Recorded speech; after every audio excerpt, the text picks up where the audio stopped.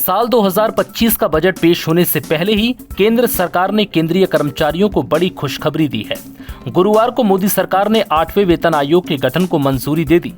नया वेतन आयोग लागू होने से सरकारी कर्मचारियों के वेतन, भत्ते, पेंशन और अन्य फायदों में भी बदलाव होगा। इसका फायदा करीब 50 लाख कर्मचारियों और 65 लाख पेंशनर्स को मिलेगा।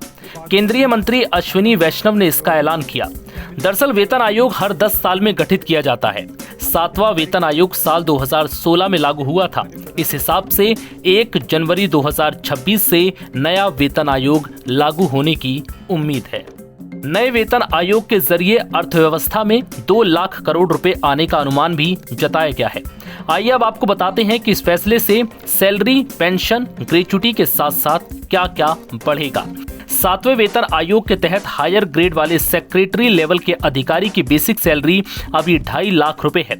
इनके वेतन में महंगाई भत्ता नहीं जुड़ता। ऐसे में 8वें वेतन आयोग में अगर फिटमेंट फैक्टर 2.57 लागू किया जाता है तो इनकी सैलरी 2.5 लाख से बढ़कर 6,40,000 रुपए हो जाएगी।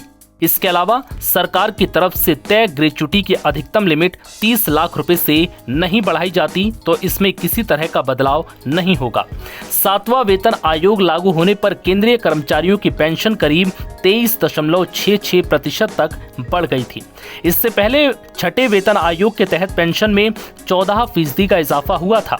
इस फॉर्मूले के तहत 8वें वेतन आयोग में पेंशन करीब 34% तक बढ़ने की उम्मीद है।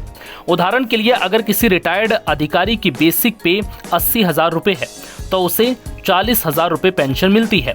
अब अगर इसमें 34% का इजाफा होता है तो ये बढ़कर 67,200 रुपए हो जाएगी। केंद्रीय कर्मचारियों की जब सैलरी बढ़ती है तो इसका असर ग्रेच्युटी से लेकर पेंशन तक में हर तरफ दिखाई देता है। अभी 18,000 रुपए की बेसिक सैलरी वाले कर्मचारी की 30 साल की नौकरी के दौरान ग्रेच्युटी करीब 4,89,000 रुपए होती है, लेकिन अब फिटमेंट फैक्टर 2.57 के हिसाब से इसे कैलकुलेट करते हैं तो ये 12,56,000 रुपए हो जाएगी।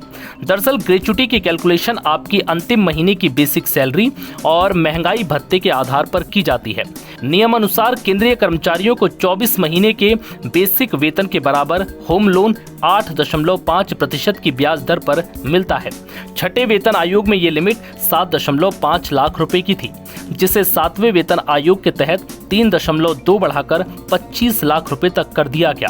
अब अगर फिर से ऐसा किया जाता है तो इसे 25 लाख से बढ़ाकर 80 लाख रुपए तक किए जाने की उम्मीद है। तो ऐसे में केंद्रीय कर्मचारियों के लिए ये खबर बड़ी खुशखबरी से कम नहीं है। नव भारत टाइम्स की रिपोर्ट।